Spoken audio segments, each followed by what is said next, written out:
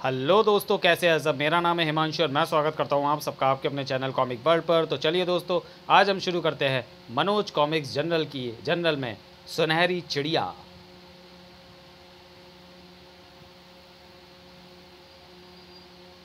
सुनहरी चिड़िया, चित्रांकन राम बाइकर, लेखक विमल चटर्जी। काफ़ी समय पहले की बात है। एक गांव में दो भाई रहा करते थे। छोटा भाई राघव गांव का सबसे बड़ा व्यापारी और काफ़ी धनवान था। उसका जीवन काफ़ी आनंद से गुजर रहा था, लेकिन उसके कोई संतान ना थी, इसलिए कभी कभी वह उदास हो जाया करता था। जबकि बड़ा भाई घनश्याम निर्धन था और काफ़ी गरीबी का जीवन यापन कर रहा था, लेकिन फिर भी वह खुश रहता था क्योंकि उसके राम और श्याम नाम के दो बेटे थे। राम और श्याम अपने गरीब माँ बाप को हमेशा प्रसन्न रखने की कोशिश करते थे। वे रोज़ सुबह घर से निकलते और पास के जंगल से बेर आदि तोड़ लाते, जिन्हें उनकी माँ बाजार में बेच आती। इसी से किसी तरह उनका गुजर बसर चल रहा था। एक बार जब वे नित्य की भांति जंगल में बेर तोड़ रहे थे, अरे सुनहरी चिड़िया, श्याम पकड़ इसे। दोनों भाइयों ने उसे पकड़ने की चेष्टा की, लेकिन सफल नहीं हो सके। निकल गई हाथ से। बुरा हुआ, बहुत दुर्लभ चिड़िया थी। धन कमाने का एक सुनहरा मौका हाथ से निकल गया। राम भैया, ज़रूर इन झाड़ियों में उस सुनहरी चिड़िया का घोंसला होगा। क्यों ना उसे ढूंढें। यदि घोंसला मिल गया तो हम उसे कभी भी पकड़ सकते हैं। ठीक कहते हो, आओ उसके घोंसले को ढूंढते हैं। शीघ्र ही। आहा, मिल गया। यही है उस सुनहरी चिड़िया का घोंसला। आहा भैया, ज़रा देखो तो, उस चिड़िया के अंडे भी कितने सुंदर हैं। श्याम, उस दुर्लभ पक्षी के अंडे भी दुर्लभ ही होंगे। क्यों ना इन अंडों को चाचा के पास ले जाएं और इनका सौदा करें। हो सकता है वे इनका इतना धन दे दे कि कुछ दिनों के लिए हमारे भोजन की समस्या ही हल हो जाए। ठीक कहते हो भैया, आओ इसी समय चाचा के पास चलते हैं। और दोनों भाई उसी समय अपने धनवान चाचा राघव के घर जा पहुंचे। चाचा जी, ये एक दुर्लभ सुनहरी चिड़िया के अंडे हैं, क्या आप इन्हें खरीदना पसंद करेंगे? ज़रा दिखाना तो। चाचा ने उन अंडों को लेकर गौर से देखा तो उसकी आंखें चमक उठी। तुम्हें ये अंडे कहाँ से मिले बेटा? चाचा जी, जंगल से, जहाँ हम हमेशा बेर तोड़ने जाते हैं। फिर राम ने उन अंडों के मिलने का सारा किस्सा कह सुनाया। ठीक है, मैं तुमसे ये अंडे खरीद लेता हूँ। ये लो इनकी कीमत, पूरी 5 सोने की मोहरें। क्या? 5 सोने की मोहरें? आए। और सुनो, यदि तुम उस सुनहरी चिड़िया को पकड़ लाओगे तो मैं तुम्हें पूरे 100 सोने के सिक्के बतौर पारिश्रमिक दे दूंगा। 100 सिक्के? क्या सच चाचा जी? बिल्कुल सच मेरे बच्चों, लेकिन अब जाओ। दोनों भाई 5 सोने के सिक्के ले खुशी खुशी अपने घर की ओर चल दिए। भैया, माताजी पिताजी जब ये 5 सोने के सिक्के देखेंगे तो कितने प्रसन्न होंगे। इन सिक्कों से तो हम सब कई सप्ताह तक आराम से बैठकर खा सकते हैं।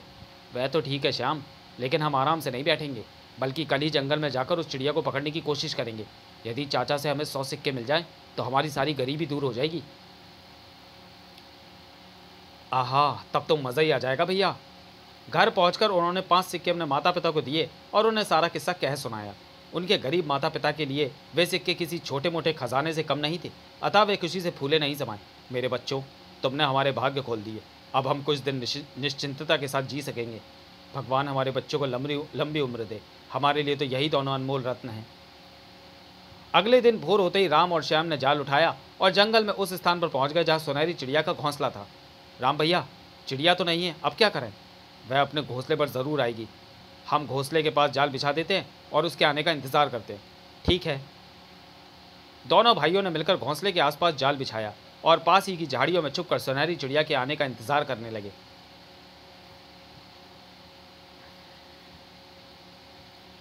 सॉरी गाइस, पेज थोड़ा डिस्टर्ब है। इंतज़ार करते करते शाम हो गई, लेकिन सुनहरी चिड़िया अपने घोंसले में नहीं आई। रात होने वाली है श्याम, मेरे विचार से और इंतज़ार करना बेकार है। चलो घर चलते हैं, कल फिर कोशिश करेंगे। हाँ चलो, अब तो उसके आने के कोई आसार भी नहीं दिखाई देते। वैसे भी रात में इस भयानक जंगल में रुकना खतरे से खाली नहीं। अगले दिन वे फिर वहाँ पहुँचे और चिड़िया के आने का इंतज़ार करते रहे, लेकिन चिड़िया उस दिन भी नहीं आई। इसी तरह एक एक करके जब उन्हें इंतज़ार करते करते पूरे 7 रोज़ बीत गए तो उनके चेहरे उदास हो गए। मुझे तो ऐसा लगता है भैया कि उसे खतरे का पता चल चुका है और अब वह कभी अपने घोंसले में नहीं आएगी। हमारी तो किस्मत ही ख़राब है, वरना वह पहले दिन ही हमारे हाथ लग जाती। खैर, कल के दिन और इंतज़ार करेंगे। यदि वह कल भी नहीं आई तो हम उसे पकड़ने का विचार ही छोड़ देंगे। आओ अब घर चलते हैं। तभी, राम भैया, वह देखो, वह आ गई।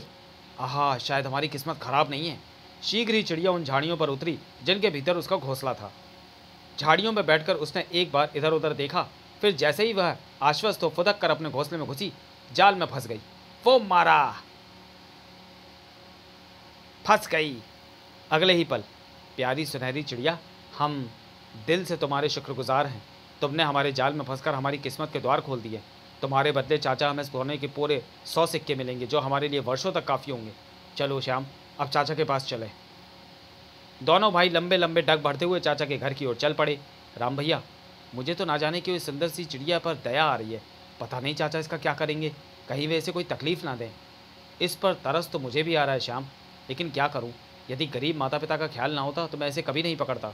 चाचा के घर पहुंचकर, लीजिए चाचा जी, हम सुनहरी चिड़िया पकड़ कर ले आए हैं। इसे संभालिए और हमें जल्दी से सोने के 100 सिक्के दीजिए। वाह मेरे शेरों, तुमने तो वास्तव में कमाल कर दिया। लो, ये थैली संभालो और घर जाकर अपने माता पिता के साथ मौज उड़ाओ। इसमें पूरे 100 सोने के सिक्के हैं। आप कितने अच्छे हैं चाचा जी। आहा। सोने के 100 सिक्के लेकर राम और श्याम अपने घर लौट गए, जबकि उनके चाचा ने उस सुनहरी चिड़िया को एक पिंजरे में बंद कर दिया। अब कुछ ही दिनों बाद मैं पूरी दुनिया का सबसे बड़ा धनी बन जाऊंगा। ए जी, आप ये विचित्र चिड़िया कहाँ से ले आए और इसे देख देख कर इतने खुश क्यों हो रहे हो? अरे भगवान, तुम मेरी खुशी का राज नहीं समझोगी। बस इतना समझ लो कि अगली पूर्णिमा को हमारी किस्मत के द्वार पूरी तरह से खुल जाएंगे और हम दुनिया के सबसे अमीर आदमी हो जाएंगे।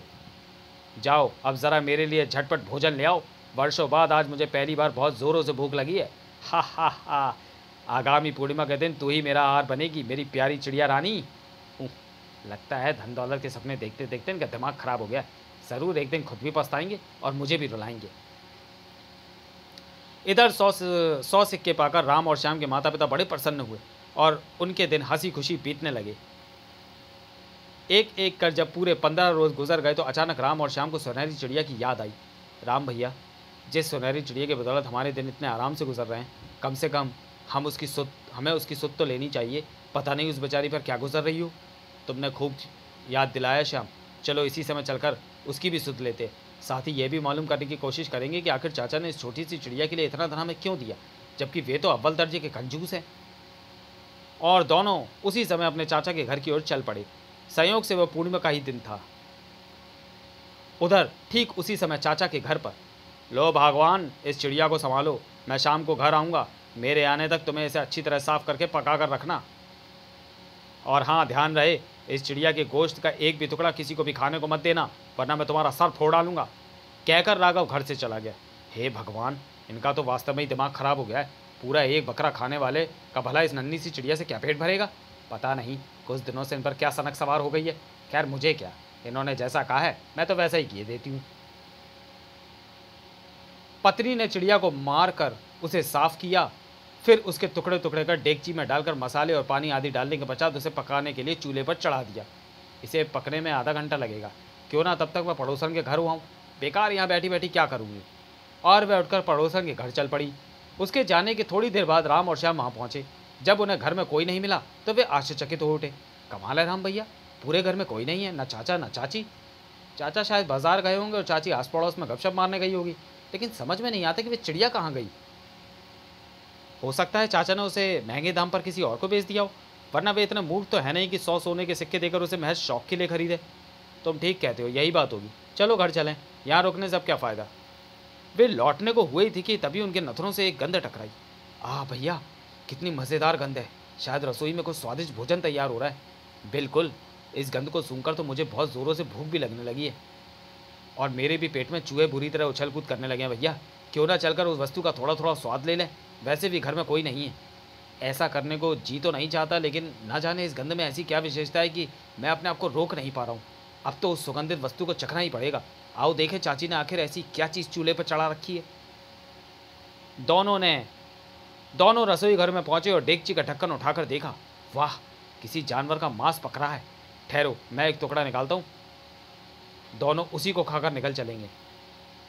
राम ने डेगची में चम्मच डालकर मांस का एक टुकड़ा निकाला, जो कि वास्तव में सुनहरी चिड़िया का दिल था। फिर उसने उसके 2 टुकड़े किए और एक टुकड़ा शाम को देकर दूसरा टुकड़ा स्वयं खाने लगा। वाह, चाची ने क्या स्वादिष्ट सब्जी तैयार की है। हाँ, लेकिन जल्दी जल्दी खाओ और निकल चलो, वरना यदि चाचा चाची आ गए तो वे हमारी बोटी बोटी काट कर पका डालेंगे। दोनों ने झटपट अपना अपना हिस्सा खाया और डेगची पर ढक्कन चढ़ाने और चम्मच को धोकर रखने के पश्चात अपने घर की ओर चल दिए। भैया, यदि एक आध टुकड़ा और खाने को मिल जाता तो मज़ा आ जाता। ज़्यादा लालच करना अच्छा नहीं होता श्याम, जितना मिल गया उसी पर संतोष करो। और सुनो, ये बात कभी ज़ुबान पर मत लाना कि हमने चोरी की है। राम और श्याम के जाने के कुछ देर बाद, ओह सब्जी तो पक गई। यदि मुझे ज़रा सी देर और हो जाती तो जल जाती। अब जल्दी से उतार कर रोटियाँ सेक लूँ, फिर आराम से सोऊंगी। डेगची उतार कर उसने फटाफट रोटियाँ सेकी और 2-4 अचार से खाकर निश्चिंतता के साथ सो गई। शाम होते ही राघव घर लौटा। क्यों भगवान, क्या तुमने सब्जी तैयार कर ली? बिल्कुल जी, आप बैठिए, मैं खाना लगाती हूँ। आज मैंने ऐसी सब्जी तैयार की है कि आप उंगलियाँ चाटते रह जाएंगे। ठीक है, जल्दी से थाली लगाओ, मुझे बड़े जोरों से भूख लगी है। शीघ्र ही। वाह, तुमने तो वास्तव में बहुत अच्छी सब्जी तैयार की है। लेकिन स्वामी, इतनी थोड़ी सी सब्जी से आपका क्या पेट भरेगा? अरे भगवान, आज मैं ये भोजन पेट भरने के लिए नहीं बल्कि घर में दौलत भरने के लिए कर रहा हूँ। क्या मतलब? मैं कुछ समझी नहीं। सुनो, मैं समझाता हूँ। एक बार जब मैं व्यापार करने दूसरे देश जा रहा था तो मुझे मार्ग में एक साधु मिला। मैंने उसे प्रेम पूर्वक भोजन कराया। तो चलिए दोस्तों, वीडियो को यहीं समाप्त करते हैं और मिलते हैं सुनहरी चिड़िया के दूसरे और अंतिम भाग में अगले वीडियो में। तब तक के लिए धन्यवाद।